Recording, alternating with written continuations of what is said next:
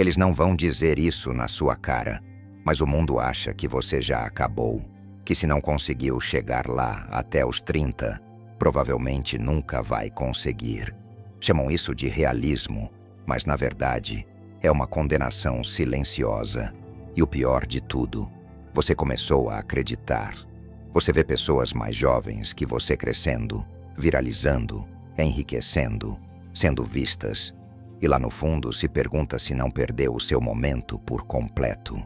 Não fala isso em voz alta, mas o pensamento ecoa toda vez que abre o Instagram. Toda vez que alguém pergunta: "E aí, o que você tem feito ultimamente?" Existe um tipo de vergonha que não grita, ela apenas vive dentro de você. Uma voz suave que diz: "Eu já deveria ter resolvido minha vida até agora." Mas e se eu te dissesse que você não está atrasado? Que você apenas foi enganado? E se na última década você não estivesse fracassando, mas sim se forjando? Porque a verdade que ninguém conta é esta: o fogo que arde mais forte é o que demora mais para acender. O sucesso precoce parece brilhante, mas muitas vezes é vazio. Você esteve ocupado aprendendo o que nenhum livro ensina: resiliência, profundidade, reconhecimento de padrões, silêncio. O mundo idolatra a juventude porque ela é barulhenta, mas são os florescedores tardios que mudam tudo, de forma silenciosa, deliberada e permanente. Você não está atrasado, você está se tornando, porque depois dos 40, você para de perseguir aplausos e começa a construir legado. E talvez, apenas talvez, esse atraso tenha sido proteção. Você não deveria acender quando seu ego ainda era frágil. Você deveria acender quando suas raízes estivessem profundas. O mundo te mede pelo relógio, mas relógios não medem consciência. Então, se algum dia você já se olhou no espelho e sentiu aquela pergunta queimando por dentro: "Porque parece que algo em mim ainda está esperando?" Este é o seu sinal. Porque agora não é hora de correr atrás, é hora de chegar. Existe uma mentira tão comum, tão silenciosamente reforçada, que a maioria das pessoas nem percebe quando a aceita. Ela não grita, ela sussurra, e soa assim: "Você já deveria ter resolvido sua vida até agora. Você é velho demais para recomeçar. Esse barco já partiu." Você ouve isso em jantares de família, em conversas casuais, no jeito como alguém diz: "Ele ainda está correndo atrás disso." Como se a ambição tivesse prazo de validade. Ninguém fala diretamente, mas está escrito em todo lugar. Em Hollywood, nas descrições de vagas de emprego, na obsessão da indústria de tecnologia por bilionários de 20 anos. A mensagem é simples: se você não teve sucesso até os 30, já está atrasado. E se você tem mais de 40 e ainda está evoluindo, sonhando, tentando, o mundo não vê isso como força, vê como fracasso disfarçado de ilusão. Mas vamos pausar. Quem foi que nos ensinou que a vida atinge o auge na juventude? Quem decidiu que suas melhores ideias, seus insights mais profundos e seus anos mais impactantes tinham que acontecer antes da idade em que seu cérebro sequer está completamente maduro? É ficção vendida como fato. E nós compramos porque éramos jovens. E quando você é jovem, acredita que velocidade é sinônimo de sucesso. Acredita que hype significa grandeza. Acredita que o holofote precisa ser conquistado rápido. Ou nunca será. E assim, nós corremos. Não para construir algo real, mas para acompanhar o cronograma de todo mundo. Essa corrida não foi sucesso. Foi medo. Medo de ficar para trás. Medo de ser o único ainda incerto, invisível, em construção. Mas aqui está a verdade que rasga a mentira. Você não falhou. Você foi mal orientado. O verdadeiro perigo não estava em se mover devagar. Estava em acreditar que velocidade é medida de valor. E essa crença não nasceu em você. Foi programada, instalada aos poucos, repetição após repetição. Napoleon Hill chamou isso de lei da força do hábito cósmico. A ideia de que qualquer pensamento, se repetido por tempo suficiente, se torna lei interna. Ele vira seu piloto automático. A voz na sua cabeça dizendo: é tarde demais? Isso não é intuição. Não é realismo. É resíduo. Resíduo de um condicionamento deixado por uma cultura que confunde juventude com valor. Mas vamos olhar de perto. O que a juventude realmente traz? Energia, sim. Confiança, talvez. Mas também inexperiência, identidade frágil, dependência externa. A verdade é que a maior parte do sucesso precoce é construída sobre um terreno instável, um valor próprio frágil, preso ao elogio, um ritmo de trabalho que é mais performance do que propósito.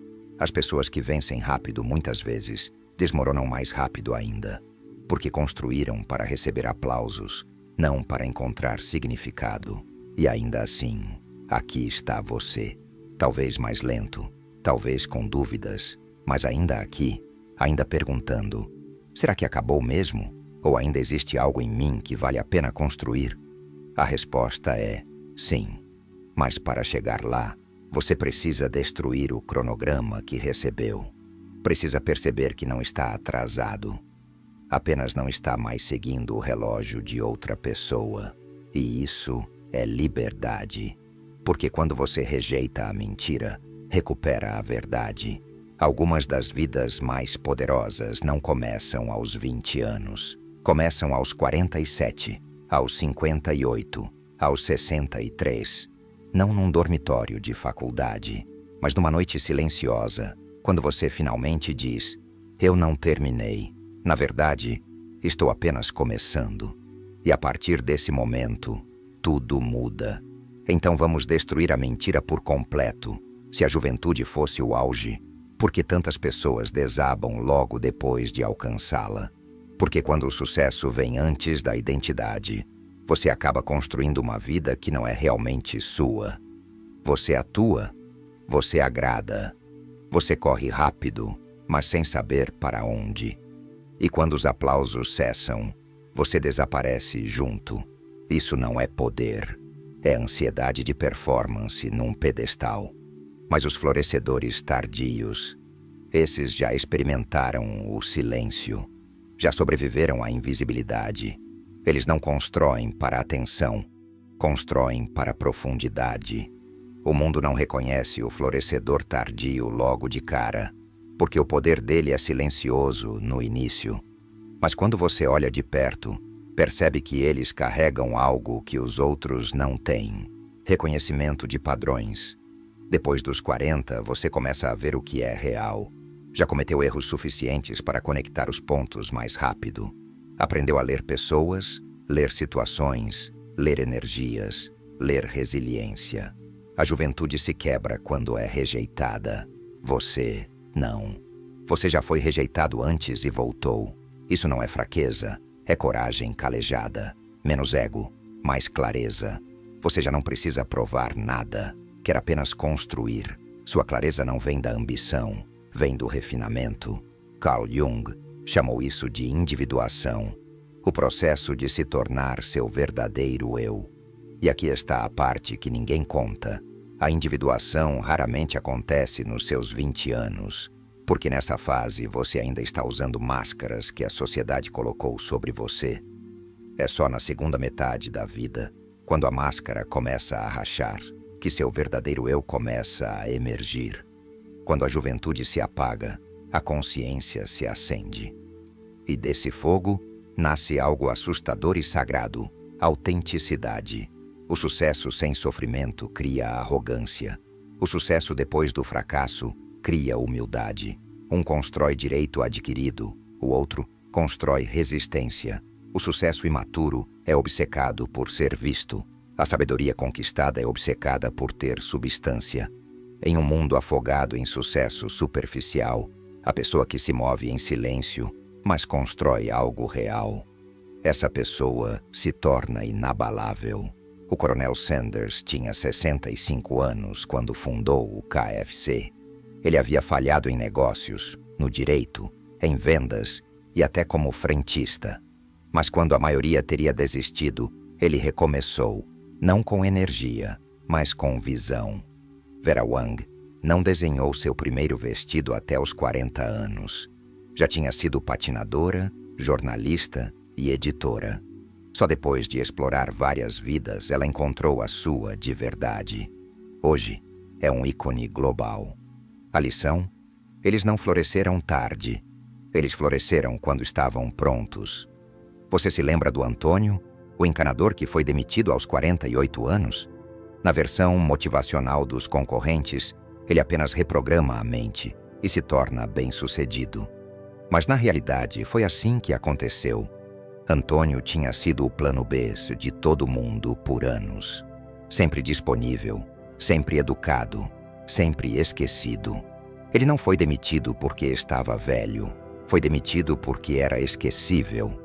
Até que, numa manhã, depois de semanas deprimido, olhou-se no espelho e sussurrou uma nova pergunta. Se eu não tivesse medo, como me apresentaria hoje? Naquele dia, parou de se chamar encanador. Passou a se apresentar como estrategista em prevenção de vazamentos, não resolvendo problemas, mas prevenindo-os. Aumentou seus preços, mudou a aparência, começou a publicar dicas curtas sobre danos causados por água. No início, ninguém notou, mas 6 meses depois, sua caixa de e-mails estava cheia. Hoje, Antônio lidera uma equipe, mas, mais importante que isso, lidera sua própria história. Ele não é quem era antes. Não é amargo, nem barulhento, nem chamativo. É calmo, afiado e tardiamente, mas sem pedir desculpas. E isso é o que o torna perigoso. Porque o mundo espera pelos barulhentos, pelos jovens, pelos rápidos. Nunca espera pelo homem que ficou em silêncio e então decidiu se levantar. Aqui está o que você precisa lembrar. O florescer tardio não está atrasado.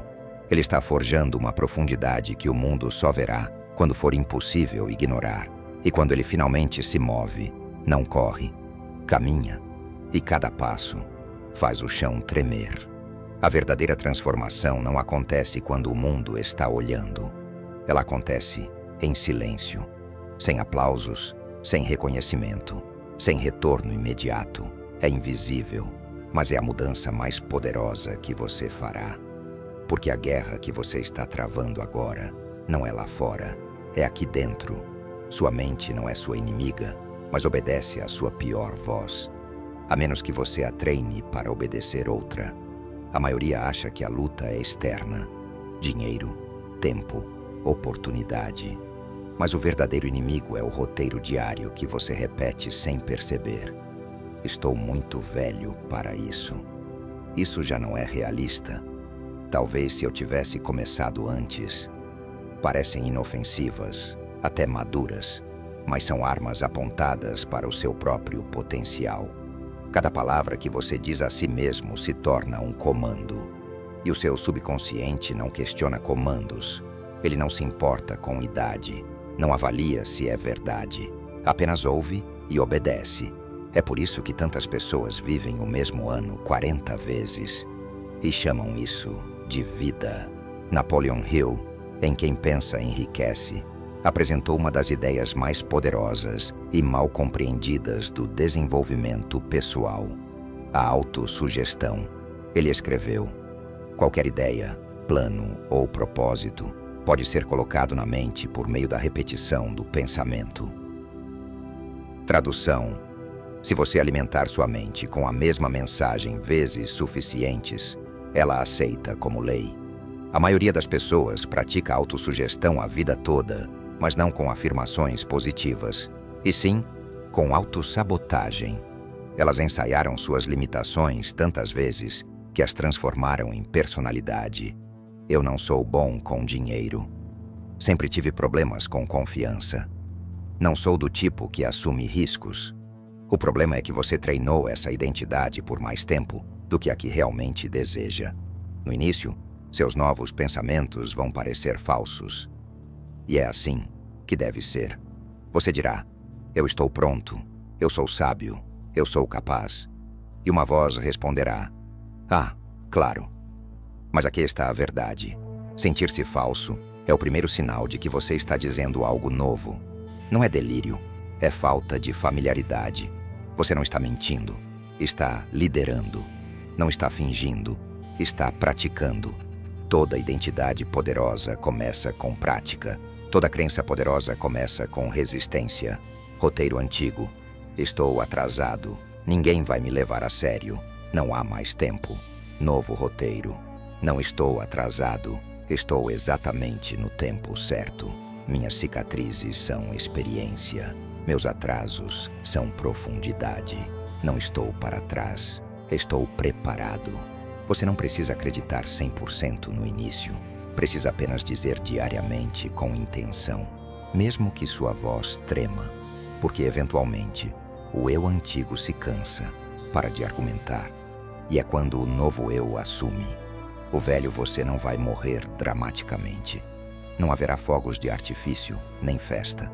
Vai acontecer devagar, em silêncio, uma decisão de cada vez. Uma manhã em que você se levanta mesmo se sentindo derrotado. Um não para o conforto antigo. Um sim para o desconforto novo, que parece crescimento. Até que um dia, sem perceber, você note que o silêncio dentro de você soa diferente. Ele não te ridiculariza mais. Ele reflete você. Não te puxa para trás. Te prepara para avançar. Esse é o sinal de que a mudança começou. Não porque o mundo mudou, mas porque você parou de obedecer à versão que nunca acreditou em você. E a partir daí, não há retorno. Você não consegue evoluir cercado de decadência. E isso não é metáfora, é lei. Você pode ler todos os livros, reprogramar seu diálogo interno, visualizar seu renascimento todas as manhãs. Mas se voltar para um ambiente cheio de vozes que falam limitação, medo e resignação, você vai afundar. Não porque seja fraco, mas porque o ambiente sempre vence a força de vontade. Ambientes tóxicos raramente parecem tóxicos.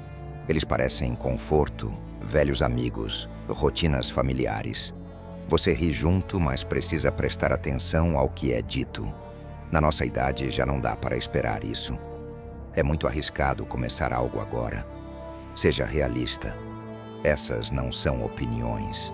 São vírus, falados suavemente o bastante para que você não perceba até que se enraizam na sua identidade. Você não se torna tóxico de um dia para o outro. Você absorve isso.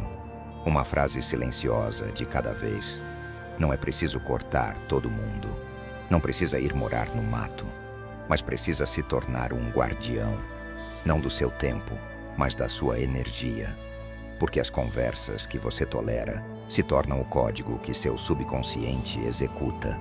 Você acha que está sendo educado ao ouvir mais uma vez um discurso sobre como a vida acaba depois dos 40. Mas não está sendo educado, está sendo programado. A diferença entre estabelecer limites emocionais e reprimir emoções. Limites dizem, eu ainda me importo com você, mas não posso permitir sua influência agora. Repressão não diz nada, apenas sorri, enquanto absorve o veneno. Você não foi feito para carregar a decadência dos outros, especialmente quando finalmente está limpando a sua. Napoleon Hill não suavizou. Você se torna a média das 5 pessoas com quem mais convive, não só financeiramente, mas mentalmente, energeticamente, espiritualmente. Se você se cerca de pessoas que falam limitação, pensará com limitação. Se seus relacionamentos mais próximos se baseiam em arrependimento e nostalgia, sua mente se baseará em decadência. O seu subconsciente está ouvindo. Não apenas você, mas todos ao seu redor. Cada repetição é uma semente. Se não tiver cuidado, um dia vai acordar num jardim de crenças que nunca escolheu, mas herdou. Imagine uma única gota d'água, inofensiva, suave, sem ameaça. Agora imagine essa gota caindo no mesmo ponto de pedra todos os dias, todas as horas, durante anos. O que acontece?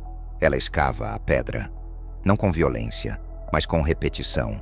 É isso que o seu ambiente está fazendo com você, não de uma vez, mas devagar, gota a gota, moldando sua identidade. Você acha que está pensando por conta própria, mas na verdade, está repetindo tudo o que tolerou. Se quer mudar de vida, precisa mudar o que permite entrar. Isso significa afastar-se de pessoas que ama, mas que silenciosamente te sabotam. Dizer não a conversas que reforçam fracasso. Sair de grupos que glorificam quem você costumava ser. Encerrar ligações que sempre terminam com "você devia se contentar com o que tem". Você não é ingrato, está se tornando. E se tornar exige purificação. Não é crueldade, é sobrevivência. Você não precisa justificar seu crescimento, só precisa protegê-lo. Dessa vez você não está reconstruindo para ser aceito, mas para se tornar irreconhecível. No começo, não parece inimigo. Parece suave, quente, familiar. A nostalgia veste a máscara do conforto, mas por baixo esconde uma verdade brutal. Ela te mantém preso a uma versão de si mesmo que já não existe. E pior, essa versão nunca foi totalmente real. Você olha fotos antigas, ouve músicas antigas, conta histórias que começam com "naquela época eu". Mas aqui está o que ninguém diz em voz alta. Você não sente falta do passado. Sente falta da versão de si mesmo que ainda acreditava, que ainda tinha coragem de tentar sem vergonha, que não conhecia o gosto do fracasso, que se levantava rápido sem o peso do "eu deveria saber melhor". Mas será que aquela versão era realmente melhor? Ou apenas mais ingênua? Será que aquele tempo foi realmente dourado? Ou você está tão frustrado agora que não admite que o presente ainda tem potencial? Existe uma versão de você que imaginou. Aquela que teria sucesso aos 28, que teria tudo resolvido, que nunca perderia impulso ou direção. E agora, aos 40 ou 50, você olha para trás e pensa: era para eu estar mais longe. Mas aqui está a verdade. Essa versão nunca existiu. Era uma miragem, baseada no cronograma de outras pessoas. Você não falhou. Você superou a história que lhe deram. E agora é hora de liberar esse fantasma. Porque enquanto você se apegar ao que poderia ter sido, vai sabotar o que ainda é capaz de se tornar. Carl Jung chamou isso de morte da persona. A máscara que usamos para nos encaixar, para receber elogios, para sobreviver nos primeiros anos. E a parte dolorosa, essa máscara funcionou. Ela te trouxe até aqui, mas não vai te levar para onde está indo. O verdadeiro crescimento exige luto. Não apenas pelo tempo perdido, mas pela pessoa que você foi e que não pode mais se dar ao luxo de ser. Deixar essa pessoa ir não é traição, é reinvenção. É fácil adorar quem você foi. É mais difícil se render a quem está se tornando. Mas pergunte-se com honestidade: essa versão antiga está ajudando a construir ou está destruindo silenciosamente sua capacidade de evoluir? Porque, se o que você foi não ajuda a construir, então está te destruindo. Às vezes a coisa mais corajosa que você pode dizer é: obrigado por me trazer até aqui, mas não sou mais essa pessoa. Feche o álbum de fotos, pare de tocar a playlist antiga e caminhe para frente, mesmo sem saber ainda em quem está se tornando. O futuro não pertence a quem você foi. Pertence a quem está disposto a se erguer sem referências. Há um momento em toda transformação real que quase ninguém menciona. Não é dramático, não é inspirador, não fica bonito na câmera, mas é onde tudo muda. O momento em que você já deixou ir quem era, mas ainda não se tornou quem deve ser. É o vazio, o limbo da identidade, a estação da invisibilidade, sem títulos, sem certeza, sem aplausos. Você já não se alimenta de sonhos antigos, mas os novos ainda não estão claros. Já não é aceito pelo grupo antigo, mas ainda não encontrou os seus. Essa é a parte em que a maioria desiste. Não porque seja fraca, mas porque acredita que estar indefinido é estar perdido. Mas isso não é verdade. Você não está perdido. Está sendo reescrito. E reescrever exige silêncio, imobilidade, irreconhecibilidade. Pense em uma semente enterrada no solo, sem luz, sem atenção, sem validação. Mas debaixo da superfície, tudo está mudando. Raízes estão se formando, estrutura está ganhando forma, uma nova identidade está sendo construída onde ninguém pode ver. É isso que esta fase é. Uma rebelião silenciosa, uma reconstrução sagrada. Não é glamouroso, mas é poderoso, porque quando você finalmente reaparecer, não volta melhorado, volta transformado. Mas, mesmo nesse silêncio, haverá a tentação de olhar para o lado, de rolar a tela, de comparar sua incerteza com o destaque dos outros. Você verá os jovens crescendo rápido, velhos amigos que descobriram tudo, pessoas que parecem claras e quilômetros à frente. Vai começar a pensar: o que há de errado comigo? Por que está demorando tanto? Mas lembre-se, eles não estão à frente. Estão apenas fazendo barulho. E barulho não significa profundidade. Barulho não significa sabedoria. Barulho não significa permanência. Se você estudar a história, verá um padrão. Os que mudaram tudo, primeiro desapareceram, foram esquecidos, zombados, incompreendidos. Depois, retornaram diferentes, claros, intocáveis. Não voltaram como versões do que eram. Voltaram irreconhecíveis. E assim será com você. Mas apenas se suportar o silêncio, apenas se sobreviver à parte da história sem aplausos. Se você está nesse espaço agora, esse meio confuso, silencioso, solitário, não apresse, não fuja, não anestesie, porque isso não é um colapso, é uma reforma. E o você que está emergindo não precisará se anunciar. Ele entrará em salas que antes o ignoravam e mudará a temperatura inteira sem dizer uma palavra. O mundo está obcecado com velocidade, mas faminto por substância. E é por isso que precisa de florescedores tardios, não para provar valor, mas para recalibrar a cultura. Eles não se movem por validação, movem-se por visão. Não têm medo de desconforto, não se abalam com contratempos, porque já viveram pior. O fogo deles não grita, ele arde em silêncio.